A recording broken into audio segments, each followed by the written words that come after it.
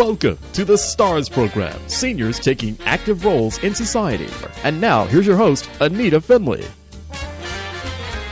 Well, this is a wow show. We just had a show, of course, was just a wow show with Dr. Mencia, but this is Wow Health Group, and of course the founder is TANYA Abreu, A-B-R-E-U, and you are really a wow person, and you really did a great job at the expo, I hear. Even though I couldn't be there, I certainly heard that you were just beautiful. It was a wonderful environment. People were so energized. It was like being at a party for teenagers, quite frankly. Everyone was dancing. Everyone was visiting all the exhibitors in real meaningful ways. Not just take and grab and, it was really interactive. People were there to really learn how to make their lives lighter. It was beautiful. And Anita, there wasn't an exhibitor that didn't ask about you and send prayers your way and just say this is like her brainchild. It was really special. It was really special. Well, thank you, but I always thought it was needed. When we first tried to invent this, that people, they just see the elder population. As a matter of fact, that's why I got into gerontology. I was so annoyed with people seeing the elder generation without any hope, without enjoying them, that they're just kids who have just grown up, and that age is just, they're just taking on, they're just being who they are. And so I've tried to make a difference in that, to show people. That's what I did. A column in the Palm Beach Post for 10 years, and I invented the name of STARS, seniors taking active roles in society. It should never had to happen that way, but I saw it when I came here. They were just put aside. They talked about Century Village and all those people. They're there, those people. And I said, that's not right. And that's what came about from all this. And that's what you saw. Without politicizing the situation at all, I think in a country that is so bent on production. I mean, our birth in the 30s and 40s and 50s was, we're rich and we're a great country because we work the factories and we produce things. And it's about making babies and making money and making metal and all the things that made America great. The elder population can't go into factories. They're not, it was a very interesting birth of our country in terms of economic power meant human power. And in that, the elders are displaced. Most, even European cultures, have a very tribal attitude to us, to elders, in that, my goodness, this is from whence we came. This is who we celebrate, no matter how crotchety, weak, or difficult these people are. This is why we are here. This is our children's legacy, and there's a real respect.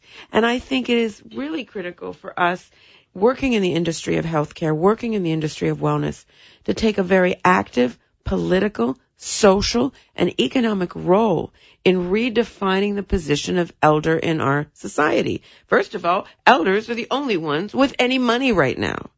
And so if you're a young company that wants to have cash flow, you better quickly learn how to respect the power of elder over 55, over 65, and well into the 80s age. And Tanya, because I'm now in the process of writing a lot of articles and sending it to different newspapers who are calling around the country to talk about Bill and what he did. So here's a man who was 93, and he could have been, if people didn't know him, he could have been in that bed, discounted as a body. But when you look at what he created all over over the world, but mostly in the United States, he made such an impact in everything. And people don't look at that. They should almost have a tattoo on everybody's chest of who they are, what they did. Just tattoo it on the chest. That's what grandchildren are for, and that's what young generations are for. We've talked, Anita, in all this time that I've known you, about your passion for gerontology, and I've watched you as a dedicated wife and mother over the past month and a half really deal with not just the emotional loss, but trying to work with a system that discounts and discredits leaving our lives. Discounts, they call it hospice. It's dying. It's not hospice. It's dying. And you can't discount dying because it's as important as being born, as important as being married. In every major religion, dying is a rite of passage, not something to hole away and cry about. It's horrible, it's a loss, but at the same time, it's our life. And what you just said about that tattoo touched my heart because I was thinking about my friend ANITA FINLEY and her chapter as a widow and what she needs to do, because Bill was, in the few times that I was able to grace his presence, a true spirit that made things change.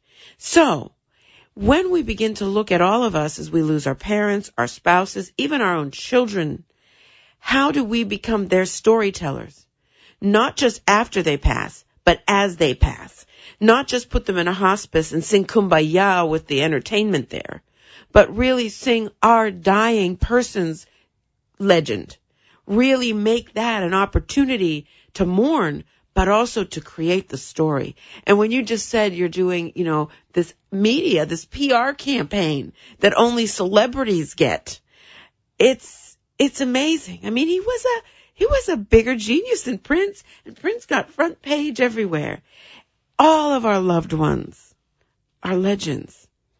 And if your role in the future can help Americans really understand how aging and passing, don't say passing, dying. There's nothing wrong with the word dying. Well, Bill hasn't died. He's on a new adventure. I saw that in your email. It's a new adventure for him, because that's even in his moments when he was able to speak somewhat.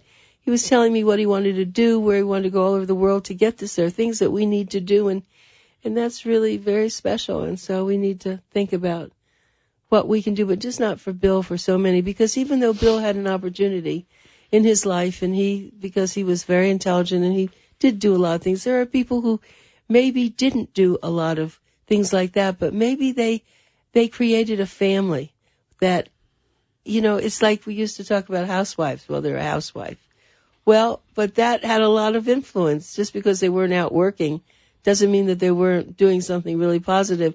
So there are many people who maybe just worked as a waitress or just worked somewhere, but they created things. They touched people. And so everybody, as you said, has a life. They have a legend. They have a legend. That's a very nice thing. And when the legend of blah, blah, blah. Exactly. And I mean, I know that you're going to be doing great work. And, I've always been committed, at Wow Health, we're committed to taking people who feel worn out and make them realize no matter what their circumstance, if someone they care about is dying, if they themselves are dying, no matter what their circumstance, there's no reason not to feel terrific in the moment that you have a gift of life. And I have to tell you about Tanya, because she doesn't share her own life and she probably won't mind, but she has been a very serious cancer victor, not victim, victor. And yet somehow that spirit never left you, no matter what it was. And maybe you need to share with people how other people are suffering now, maybe with some disease, listening. Well, help them through this. I met with a gentleman yesterday, and he shared something with me that touched my heart, because I realized that it's been my MO, my model of operation, since I was a child in a very, very challenging home life. And that is, circumstances make you suffer. Even physical pain during cancer or osteoarthritis or MS, all these things that I have in my life, right? But in that pain, if you say to yourself, and it's like, I'm not a yogi mantra kind of person, but I am not feeling the suffering, therefore there is no suffering. Mm. And this gentleman shared this with me yesterday, who shared about a very successful man, and by all American standards, this is your dream, okay? And he said to me there were times when all he could do was lay his head on the table. And he exists now to work with businesses and people, and I was there for a while, to show that no matter what the cause of suffering, if you don't feel the suffering, there is no suffering. And so I thought about that a lot with my own life. And it's, treatment's awful. Losing husband, losing a brother like I did to really terrible circumstances, all those things, I could sit back and say, oh my God, the pain is too much. I can't do this. I can't function. I have to call somebody to help me. It's awful. Or I can say, yeah, this is pretty bad, but I'm not going to let it make me suffer, because suffering will destroy me physically, emotionally. And if I'm destroyed, I'm gone. I'm gone. So I'm not suffering, and there is no suffering. And I remember waking up nauseous and not wanting to get out of bed in extreme dizziness and pain, saying, these are real facts. These are facts. I have to hold on to something to get out of bed. I may have to vomit. These are the facts. But what's my response to them? Lay back in bed, take a bunch of pills that will knock me out, that won't heal me. So really what I'm trying to do is just wait to die. Or do I get up and mindfully be aware of all these facts that are painful to my body, but not to my spirit? And I swear my spirit will not suffer through this. Yeah, you are one spirit. That's how I kind of describe you. And even coming up with the name of the WOW Health Group, so many people will say, even telling them a story, wow, it's like that's a very big thing. And of course, Dr. Mencia, The Wonderful World of Wellness, and we were going to do a TV show and really put the words wow on it because it makes so much sense. But there are a lot of people. And we still can. Yeah. The beautiful thing about wow is it's about being inclusive. That's what makes you feel good, not competitive. I think really what's important is for the people who are listening to this show to hear that life is not always perfect. It's messy. It's messy. That's a good way to put it. But you have to have something that inspires you. And you may be a person who's never really done a lot of things that Tanya and I have done, or Dr. Mencia. But there are ways to be inspired by helping one person. I always say people live in the condominiums. It's almost like egg crates. But there might be somebody next door to you. There might be someone who just making them a little soup or just sitting there and talking about or asking them about their life.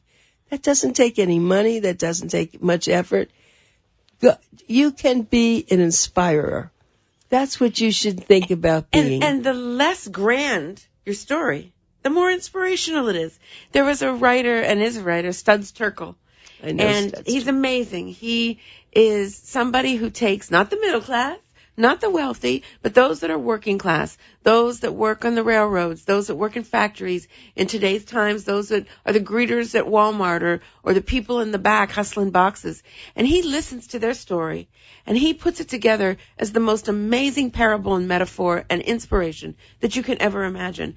And when I was in grad school, and I was blessed to be able to do that and have the time to really understand that, I remember reading those stories and beginning to look at people, let's say the elders, right, that were sitting on benches taking up space in my beautiful, sexy young world. I began looking at those as Studs Terkel stories. And I don't care if those people were sanitation workers, garbage men back in the day. Man, I could take their stories and make poetry out of them. And that's what we should do at end of life. And when we're sick, we are, Wow Health has a doctor. We have therapists. We are growing into multiple franchises. Each one of those places are going to be determined when you walk through the door to see the legend that walks through the door, not the person with the problem. That's lovely. That's lovely. You need to remember that word legend because it's a good word. We don't hear that very often. Well, I'm hoping that you are going to re-spark your passion to help people become counselors for the geriatric population. Maybe they're legend takers. They're legend. They have the honor. Yeah, it's true. Of reading a legend by caring for people. I want to go into all of these. Here in Florida, it's like, the Oz of hospice and the Oz of assisted care and the Oz of homes for the dying, and really help those caregivers capture those stories. When my father was dying, and he was 90, and he had no oxygen to his brain, right? And he had COPD. And, you know, when you don't have oxygen to your brain, you really are a jerk. It's all your reflexes, and they're not yours. It's like brain damage. And he was not a happy man. And I remember a Jamaican caregiver. And I know he could be particularly racist in his later years. And I came in one day and she said to me, "Man, your father, he is a book." And I said, "What did he do today?" Knowing that it was not going to be nice. And she said, "Oh, no. He has stories in between his bouts of mean and cruelty that light up my life." And I want to cry because that woman I've lost touch with. Wow. Because she said, even though he could be so mean to her, in his more lucid moments, he told stories about me and his other kids and his working in Las Vegas. She had all the stories memorized. She was his legend keeper. She was a good person. She was a good person. And I don't see many of those in elder care. But, there's a lot. Yeah, and, there are a lot. There's a lot of islanders who, because of their tribal backgrounds and cultures, respect the elder for keepers of spirituality, for keepers of history. And so when you just said a caregiver is a legend keeper, if you begin to look at your work and your father and your mother and the elder people in your life that live around you as legends, and that you are responsible for their care in even minor ways and to keep their stories, life becomes a book. Life becomes, it becomes a Netflix series with all kinds of crazy stuff happening. You know, Tanya, it's interesting because I used to spend a lot of time in nursing homes just volunteering and doing things. And as I talked with people and I realized that they were very special, they did very nice things, and through their life they were. So I decided, because many times the caregivers, the CNAs and other people don't see them as they really are. They see them as as they see them as a person in a bed. So I decided that I was going to sit there and do maybe, a paragraph or two about the person, because this person may have been a very, important person in many ways. They made big changes. Just many things. They may have had 10 children. So I went to start writing that up and then putting it up at the top of their bed and just showing who that person was. But you see, because there's so many governmental, responsibilities, they said you're against the Privacy Act. You can't put up what the person did. That's their own private business. And I wasn't allowed to do that. This was many years ago. This was probably 30, 40 years ago. That is just insane. But it was. That's a beautiful idea, though. So it really is. I guess I would have maybe had to get permission. But the point is that I realized at that time there was always something really great. So when I was in Huntsville... people bring their grandkids pictures, and so that makes treating that person in the bed far more humane. When you look at that person and you see pictures of grandkids, you immediately become more compassionate. What you have there is really powerful. When I was in Huntsville, Texas, I helped start a senior center, and I remember that we started a little newspaper in the town about, not a newspaper, a section in the newspaper. It's called the Huntsville Item, was the name of the newspaper. And we used to see somebody who maybe was a slave at one time, because this was back in the 1974. And they really were, or 1975, and they had stories to tell about what it was like. I mean, they really lived the life of trying to walk to school, walk to places, 10 miles. And it really inspired me, because we started writing about a different person. And in the town, even though it was black and white, and a lot of the white folks didn't really respect the black folks, they started to respect them because they saw their story. So when we came to Palm Beach County, and I went to the Palm Beach Post. Here in Palm Beach County with all the elders, they never had anything on the elder population. So they allowed me to start a column called Stars, Seniors Taking Active Roles in Society. And what we did is it was a weekly column, we found somebody every single week who was special, whether they were a president of a company or they were a waitress. and we featured them. Wow. And it became very, very popular. And that was what really inspired me, that people do not see a person after they're 60, let's say, or 70, that they have the value of what they created. And that's been my journey of why we've tried to really create things to show older adults. That almost adults. is a new mission statement there, Anita, an evolved mission statement. Because I look at Boomer Times and your publication. I've been a part now of the cure for the dissemination of really cutting-edge healthcare to elder. I've, of course, had fun and really just entertained myself and others at the Boomer Expo. And really, that's what you are doing, is giving people a chance to showcase their stories. Even if it is an elder person walking by our booth dancing tango with our Ecuadorian massage therapist, it meant something to that person.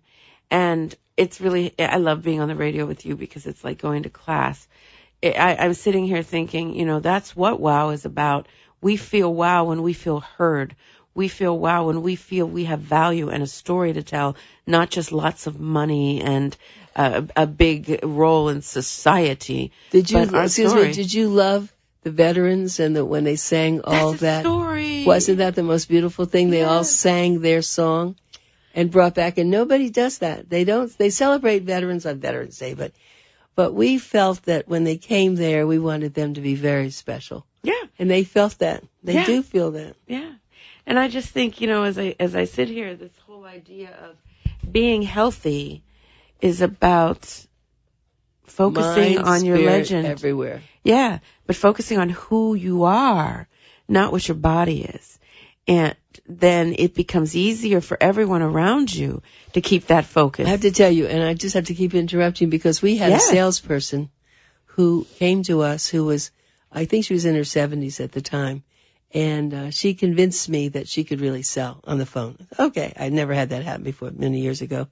Her name was Rose Liebman, and I just have to say her name for people who've been listening to us.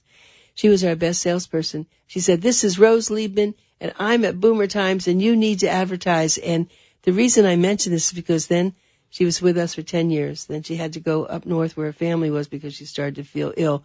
And every once in a while she calls me. I'll say, "How you doing, Rose?" She says, "Not very good."